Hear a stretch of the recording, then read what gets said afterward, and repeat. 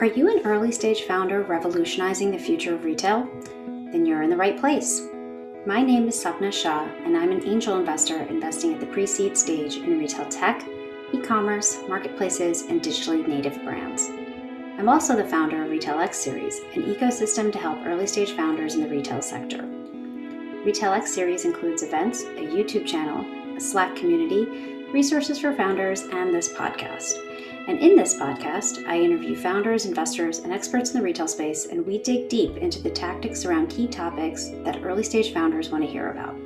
Welcome to the Retail X podcast. Hello, everyone, and welcome to the Retail X Series podcast. I'm your host, Sapna Shah. Today's episode is focused on learning the keys to running a successful crowdfunding campaign. Our guest today, Kate Anderson, is the VP of Revenue Operations at iFundWomen. Welcome to the podcast, Kate. Thank you so much for having me. I'm so thrilled to be here. Excited to have you and get started. So let's first talk a little bit more about you. Can you tell us a little bit about your background, what iFundWomen is, and what your role at iFundWomen is? Yeah, so iFundWomen is the go-to funding marketplace for women-owned businesses and the people who want to support them with access to capital, coaching, and connections. Those are 3 C's. I came to iFundWomen in the beginning. I worked with our founder, Karen Khan, and our other co-founder, Sarah Summers, at a previous startup we all had before. And we realized that there was such a need in the entrepreneurship space to provide debt-free financing for female entrepreneurs. So the 3 of us decided to start a company that would make it easy for women to raise capital in a way that had coaching and connections built into it. Great. So can you start a little bit about giving us some background about kind of what rewards-based crowdfunding is versus equity crowdfunding? I think that's a question that comes up a lot, and I'm not sure all founders really understand the difference. Yeah, and it's a great question. So equity-based crowdfunding is when you're raising money from lots of people online and in exchange for equity in your business. Typically, the raise amounts are larger. They're typically 6 figures, not always, but typically around there. And in exchange for contributing to your campaign, people get a piece of ownership of your business. Equity is ownership. Rewards-based crowdfunding is when lots of people are coming to support a campaign for your business, and they're getting a reward, a gift in exchange for their contribution. And a gift can be anything, or a reward can be anything from a t-shirt to a signed book to a invitation to a launch party, but it's basically asking people for cash in exchange for a gift to help you get your business off the ground. Rewards-based crowdfunding makes more sense for people in the beginning stages of their business who are tapping their network and they're not yet ready to give away equity in their business. They want to maintain ownership. Perhaps their business is just getting started and they're maybe doing their first production run of t-shirts, or they're creating their first album, or they're creating a documentary, or they're raising money to really just like keep the lights on in their business. They don't want to give away equity in their business. They just need that initial influx of cash to help them get their business off the ground or moving or creating their first line of something. So it's interesting the kinds of examples you just gave of companies, whether it's their first product line or whatever. So is rewards-based crowdfunding, does that make sense for maybe a tech product, or is it really more of a D2C, or B2C kind of product or service? Yeah, so we at iFundWomen built our platform to encompass all businesses. We didn't want it to just be product-based businesses where you're buying, you're pre-tailing a line, you're getting something, you're paying in advance for something that will come at a later date. A lot of platforms were doing that really well. We wanted to make sure we're speaking to a lot of the businesses that women are starting, which are service-based businesses, that they have a harder time getting a loan for that business, that they have a harder time getting any other access to capital, grants that are maybe for businesses further down the line. We wanted to make sure we're speaking to them. So we're topic agnostic. We have everything from tech apps to yoga clothing lines to co-working spaces. Businesses that would probably not be a great fit for iFundWomen is anything that's really capital intensive, where that, in order to do this, you need a lot of upfront capital, right? You need $5 million to even do a thing. That makes more sense to go to typical venture capitalists. But for a lot of businesses, and a lot of small businesses are like mom and pop businesses, service-based businesses, we are a great fit for them. Got it. That's really helpful. So, one of the things I learned about iFund Women in particular is that your platform and your team do a great job of helping founders kind of get ready for a crowdfunding campaign. And I think that preparedness is the key to success of a crowdfunding campaign. So, can you walk us through the kinds of preparation that founders need before they even like turn it on and ask for those contributions? I love that you're asking that. And this is kind of like my complete wheelhouse. First and foremost, pitch honing. If you don't have a strong pitch, you are not going to be successful. So if you can't clearly articulate to people what your business is, what you're doing, why you're doing it, right off the bat, you're not going to have a successful campaign, because people aren't going to give money to you if they can't even hear you clearly and excitedly articulate what your business is. So one of the things we really work with entrepreneurs at iFund Women with is helping them hone that pitch. And we don't expect you to come to the table with a perfect pitch, but we expect that you get better. And we have an amazing kind of Mad Libs like pitch template where you can plug in your information so that every time you're telling people about your business, they're excited to hear about it. And I tell people this is so important, not just for crowdfunding, for all business interactions, right? Like, you want to be able to be picking your kids up from school and someone says, how's work? And you say, you know what, work is great. At iFund Women, we just launched this awesome partnership with Jane Walker, where we're giving grants to all different types of women-led businesses. Hey, by the way, do you know anybody that would qualify for these? I think that you might have some friends that are interested in it. Being able to talk about your business in a way that brings other people in is awesome. And unfortunately, what we find is it's harder for women to do that. We haven't been socialized in the same way as men have been to always talk about business.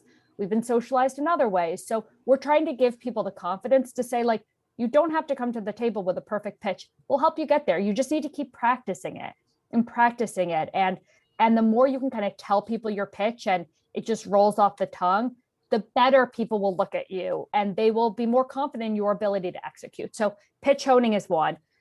Communicating to people about your business. Like, once your pitch is down, tell people about your business.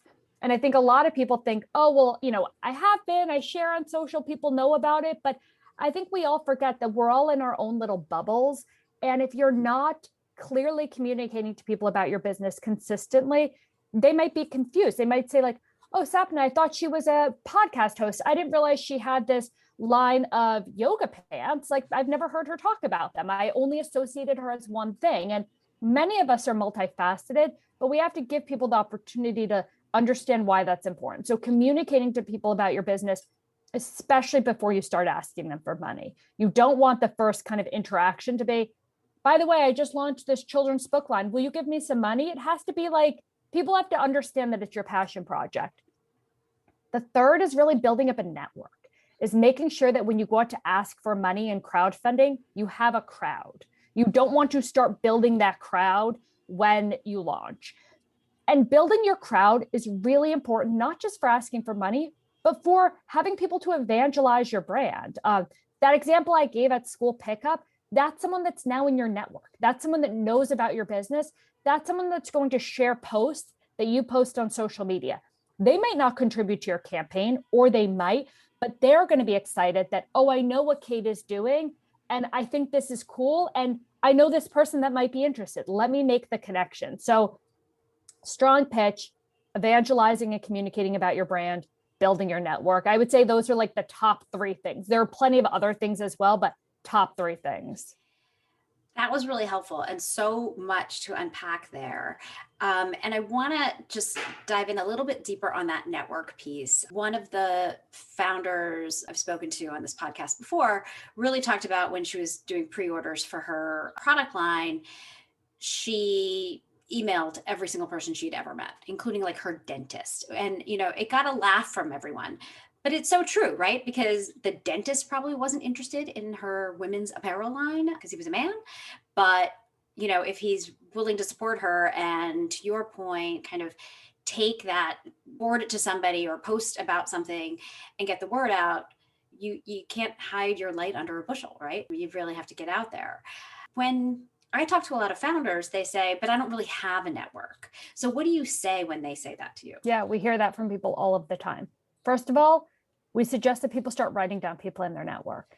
And we give them like ideas of people that you went to high school with, people that you went to college with, people that you have previously worked with, people at your church, people in your family. And that kind of helps to trigger like, oh, I have more people than I thought that I did. Go through social media. Everybody that you're friends with, like, why are you friends with them if you're not going to interact with them, right? Everybody in your cell phone. Like, those are kind of good places to start off.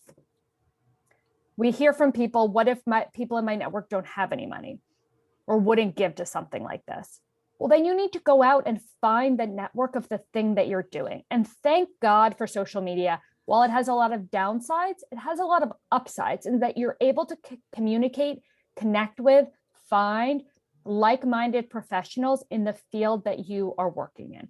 So if you are creating a line of outdoor clothing for women, and I'll just, preface to say not all products or services on iFund Women are geared towards women. They're all created by women, but they're not all geared towards women.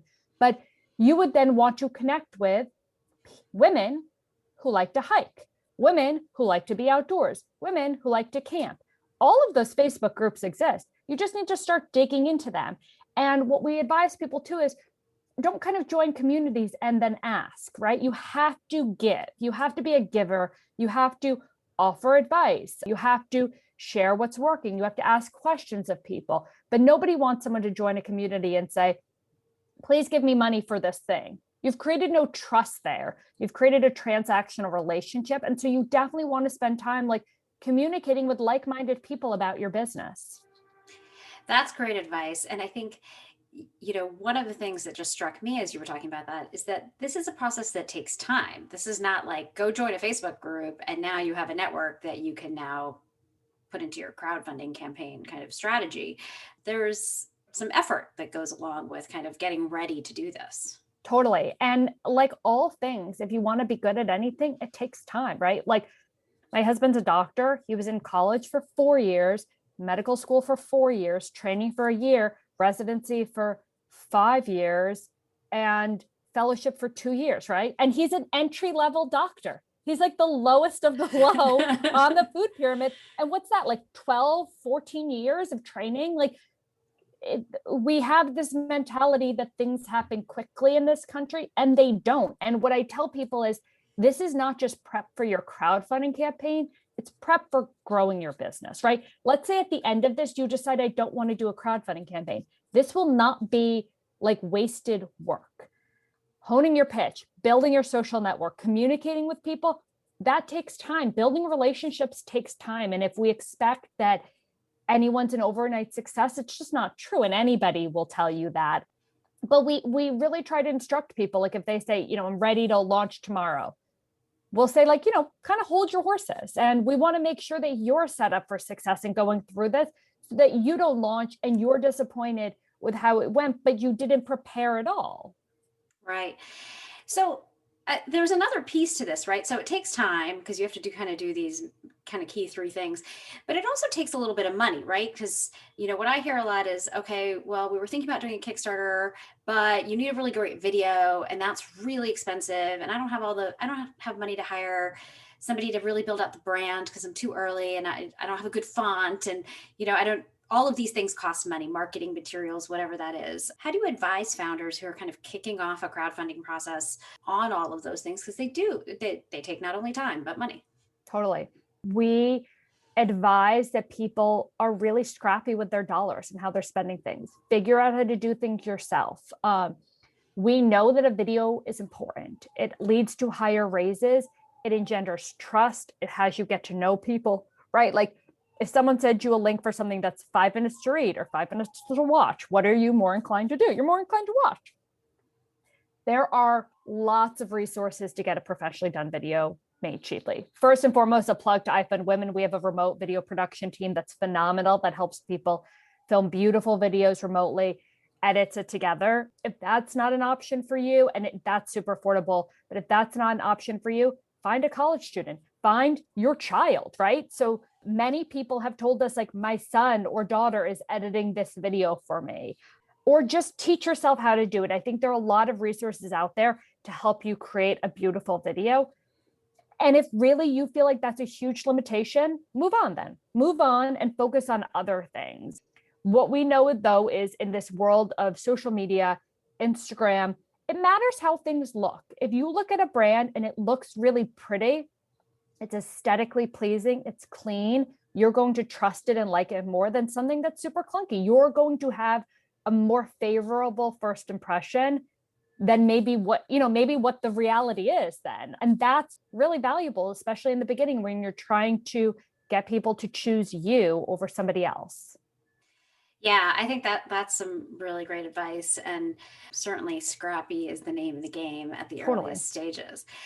Okay, so let's say you've done this, right? You've created your video, you have spent some time building kind of this network, and really understand kind of what your product is and how you're going to pitch it. I guess the next step is, and say you say, okay, I am ready. I do want to crowdfund. How do you know if your rewards and levels are the right ones? Like, how do you know what's going to work for your target audience? That's a great question. We have a lot of resources on iFundWomen about this, but clearly it's a podcast, so I want to give people tangible advice. So we recommend that you start your rewards at a level that makes everybody feel kind of welcome, right? So we had a woman run a crowdfunding campaign and her cousin who was 14 wanted to support it. She had a $5 reward. He could do it, using his parents' credit card, and that made him feel like he was moving the needle. So we suggest something like under $10 to just make people feel like, oh, my contribution makes a difference. It should only go up as high as someone that's going to support at that level. So don't put in a $10,000 reward unless you have it in your mind, like, my aunt is going to support this. Because the reality is, like, people aren't going to come just looking at this reward without having known you. At those higher levels, you need to create a connection with people. And then in between, we suggest like total 5 to 8 rewards. You don't want too many words, too confusing. You want rewards that are on brand for you, that like make sense for your business. So going to like the women's hiking pants, this company SheFly that was on iFundWomen, they had women's hiking pants. I'll give a quick plug. They zipped from your belly button to your back, so that if you're a woman who has to pee when she's outside, you don't have to pull down your entire pants. You can just unzip. Amazing. But you want to have rewards that are then on point. So they then had other rewards related to being in nature, right? It wouldn't make sense for them to have like a webcam blocker or something because their business is not being in front of the computer.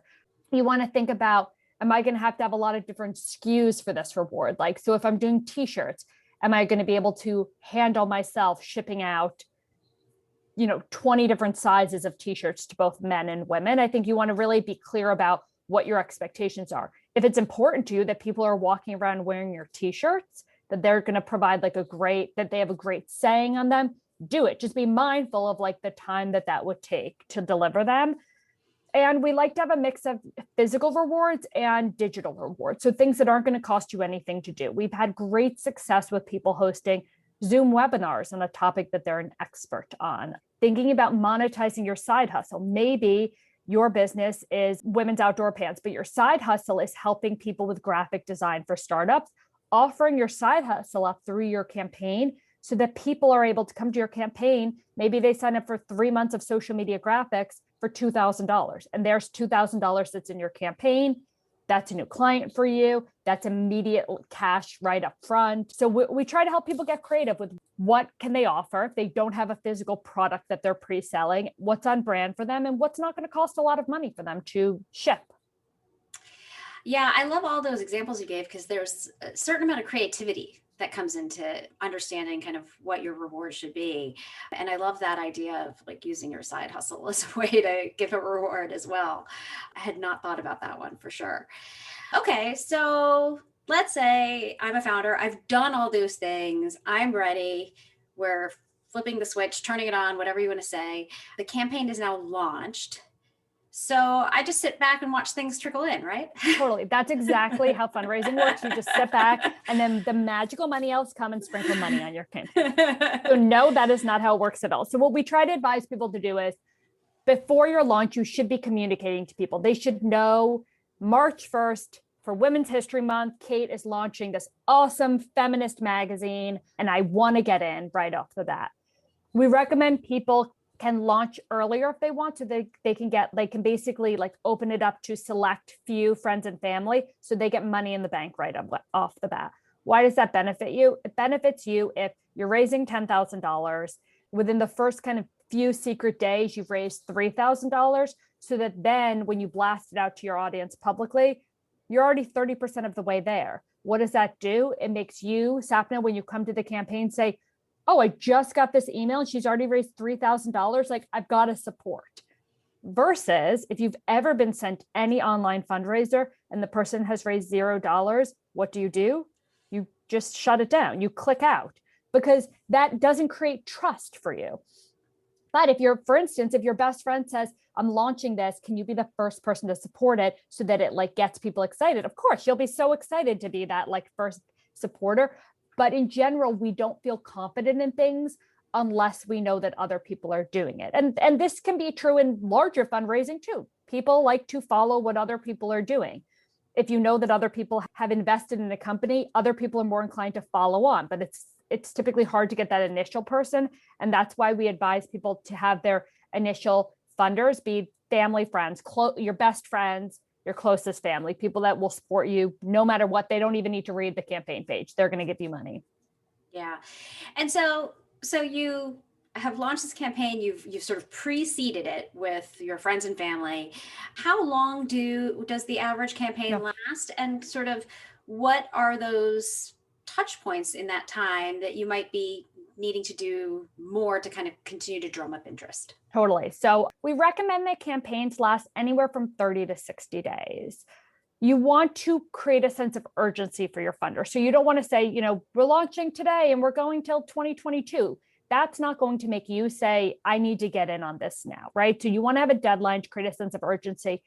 The fact of the matter is most of the entrepreneurs on iFund Women are either working full-time, this is their side hustle, or they're working on their business full-time. So they can't dedicate like a long period of time. And just to step back for a second, we try to counsel people before they launch to really take a look at the calendar and say, can you do this in this time frame? So if you look at the calendar, and we'll use the March example, I'm going to run a campaign from March to June. Well, I look at my calendar and I realize my kids are on spring break for the first 2 weeks of March. Is that going to help you, right? Will you have more bandwidth to do it? Or are you traveling to Florida for 2 weeks? We want people to get really clear on, are they able to dedicate as much of themselves, right? It's not going to be 100%, but are you able to focus on your campaign during this time? Then during that, you're going to want to be communicating to your audience in a lot of different ways. You do not want to be emailing them every single day about your campaign. They will get sick of you. But you want to be having multiple touch points with people. So I always tell our entrepreneurs, connect with people in ways that they can't ignore. So you send a mass email, people will open it and see it, but it doesn't have a connection as much. But if you send a personal email to someone, hey, Kate, how are things in Boston? I heard you guys had a huge storm. It was so much fun recording the podcast with you last week. I'm really excited to tell you about this initiative. Here's why I think you would be interested. Here's the reward I think you would like. Does that take more time? Of course it does. Does it create higher conversion? Of course it does. It's harder for people to ignore one-on-one outreach. The same is true for social media, right? You want to do a mix of posting on Facebook, posting on Instagram, but what converts? DMs, reaching out to people directly with a link to your campaign. Same with text messages, that like initial connection of, can I count on you to put $10 into my campaign? Here's the link right here, right? It's very easy to do that. I think a lot of people have tens of thousands of emails in their inbox, but they're more likely to see something on their phone and to take an immediate action. So you want to do a mix. And then the last thing I'll say is it sometimes takes 5 to 6 touches for people to respond. And that's not because they don't care. It's that, when I was shopping for Christmas for my kids, I have a million things in different carts that I want to and need to buy for the holidays. And I just don't, because something comes up. I have a work call. I click out of the screen. It's not for lack of wanting to get it. I just get distracted. And so we tell people, like, you're not being annoying, but check in with people again to say, just wanted to let you know there's 3 days left in my campaign. I know you had mentioned supporting. I want to make sure that you get the chance to support. Yeah, I think all of that was really helpful advice. And I want to go back to something you said about timing. And you mentioned this sort of, if you're launching the campaign in March, but you're going on vacation for 2 weeks, maybe that's not a great time. But is there a better time of the year to launch a crowdfunding campaign? Yeah, that's a great question. We've been tracking for a while and we've not seen that. The fact of the matter is, people are on their phones all the time, even if they're on vacation, even if they're doing things. We don't suggest launching on weekends. We found that launching during the week, most people are then sitting in front of their computers during the week. So that gives you good traction. But you really want to launch in a time where you can dedicate it to yourself. For you, that might be, and sometimes you can't look at a calendar and figure that out. You know that in order to do your pre-run of boots that you're building, the money needs to be to the manufacturer in October. You need to launch it in June to get the money like by September to get to them. So we don't advise people that there's one time of year than others that are better. It really depends on your network and your communication upfront. If people know it's coming, they'll be fine. You just don't want to, as always, spring something on people before and they have no idea what you're doing. Yeah. It's interesting that, you say that about, you might have something personal about your manufacturing timeline or something that you have to work backwards from. The other thing I always tell founders when they're raising kind of a pre-seed round, and not necessarily about crowdfunding, but it might be similarly applicable. So you always want to raise like VC or angel money when there's good news happening in your business, not when it's like literally the slowest time of year, even though you might say it's the slowest time of year for me. This is a great time to go fundraise. No, because the sales don't look good, right? So my guess is that would be pretty similar for a crowdfunding campaign. If you can kind of have reasons to reach out with good news, those might be some of those touch points that you mentioned. Totally. And it's different for people. People come to us at all different stages of their business. Some people haven't generated revenue yet at all. But yeah, I think by and large, that's a great point. And what we advise people when they're communicating about their businesses, don't make all the communications be an ask. People really like to hear about the entrepreneurship journey. Entrepreneurship has really had like an excellent bright light shined on it I would say like the past 15 years. It has really been evangelized and people want to learn more about it. So you shouldn't just be sharing back my campaign. You can be sharing information like, it's so exciting. We went to North Carolina to see our first production run of our line. Here's a tour of the factory. We decided to manufacture in North Carolina because it was important to us to have materials that were made in the United States of America. Here's the upside of that, right? It's made in America. Here's the downside. It's more expensive. It requires like more checking in, telling people those stories so that they're a part of a journey and a story and not just a financial transaction. And people love that content. So I think that really, and in general, I think with investors as well, telling people more about your business. You know so much about it. Other people don't, making them feel really glad to be along for the ride, but glad to be able to listen to your story. Yeah, for sure. So we've kind of gotten a campaign. We've done all these things. We've done them all right. How much can you really raise in a crowdfunding campaign like this? What we advise people is it's different for every person, right? And it's different for what you need. Some of our entrepreneurs come to iFund Women and they need $2,500 to maybe buy a new camera. And that's amazing for them. They don't need anything more than that. And that's a huge win. And other people like Luminary or the Coven are building a co-working space and they need $300,000, which isn't going to cover the whole co-working space, but it's going to be a pretty significant down payment on something. It really runs the gamut. Most of the campaigns are in the 5-figure level and they are doing kind of their first run of something. How much you can raise directly relates to how big your crowd is, right? Going back to that kind of equation. If you have 5 people in your network, it's probably unlikely that you're going to raise $100,000 unless those 5 people are going to contribute at $20,000, right? So really building up your network and understanding what's the minimum amount of money you need. Every form of fundraising is hard. There is no situation where people just easily give you money for anything. So we always advise people like, while you might want $100,000 and that would give you runway for 3 years, what makes more sense is to raise money for the immediate need that you have. People want to back a winning horse. They want to see that you're getting traction right off the bat. And it's important for campaigns to get funded, for your audience to feel like they supported something that was successful.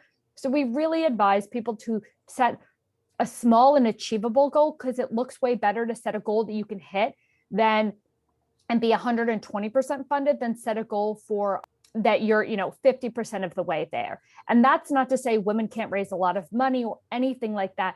It's to say that for your first time raising money, it makes sense and it's important to be successful. You can always continue to raise money. Many of our campaigns come back to the same campaign a year or 2 years later and continue to raise money there.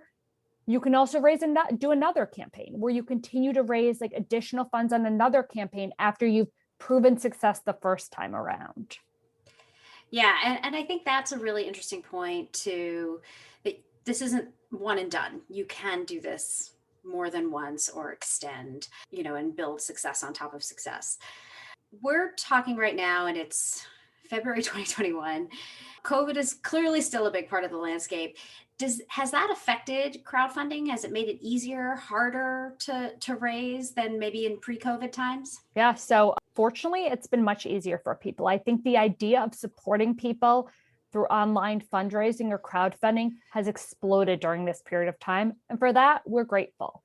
COVID has many, many horrible impacts, but we have seen a lot of people using crowdfunding as a way to say, I got laid off and I now am forced to start my side hustle. How do I do that? I think people are not able to help each other in the ways that they would normally be able to. So we see more and more funders coming to iFundWomen saying, I want to give money, I want to give a grant, I want to support these businesses on your platform. And then I can speak to iFundWomen directly. We have had amazing big corporations like American Express, Adidas, Visa, Jane Walker, who have come to us to say, we love what you're doing. We want to give money to female entrepreneurs on your platform, give larger amounts of money to them. And so we've been really grateful that people understand the importance of entrepreneurship, that people understand that women are being really negatively impacted during COVID, and let's try to boost them up. So we've been really grateful to have awesome partners in that. But by and large, crowdfunding things have been much better than I think they are in other sectors. That's really interesting and really helpful context, and great to see that certainly there are more larger partners that are looking to fund women, given how many women have lost their jobs during COVID. No. Okay, so you've given us a lot of great tips and ideas and kind of ways to think about this. Is there any one piece of advice, like if you're talking to an early stage founder who's considering crowdfunding, like kind of what's the one piece of advice you would give as they make their decision whether they should go forward or not? Totally. I mean, I think the one piece of advice is start talking to people about your business. We have so many women come to us and they say, I haven't told anybody about this. That's a huge miss. And I understand people's concerns about people taking their business idea, but the fact of the matter is somebody is probably already doing what you're doing, right? You go to any supermarket, look in the cereal aisle. How many cereals are there? Hundreds of different types of cereal. And they all are like getting eaten. Like there's a person for each of them. And what we have seen as a big miss is people not telling anybody about their business. And they launch something that is already completely being done. Like they thought that it was so unique and they were in their own sphere that they didn't even realize who their competitors were and how they were differentiating themselves. That they were so afraid to tell people about it that they never had the opportunity to get and receive helpful feedback on their business. And we say, your mom and your college roommate are not great people to talk to about your business. It is critical to talk to people that don't know what you're doing. By and large, everybody should be able to give an explanation to someone who's not in the same realm of their business about what it is they do, without jargon, without, something that's very obtuse. You should be able to clearly synthesize what your business is to anybody and everybody. And if you can't do that, you probably need to wait and spend some time perfecting that and understanding who your customer is. Because if you haven't spoken to people about it, shared it with people, you're probably not super clear on who your customer is.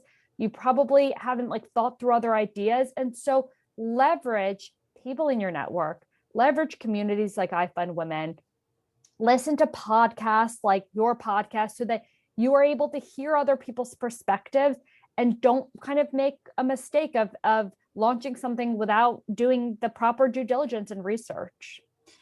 That is great advice, not only for launching a crowdfunding campaign, but in general for your business. Like, if you really can't do that elevator pitch and make it really super clear what your business is to people who aren't in that industry, you kind of haven't nailed it yet, and you're not ready, for sure. I love that piece of advice. Thank you for sharing that.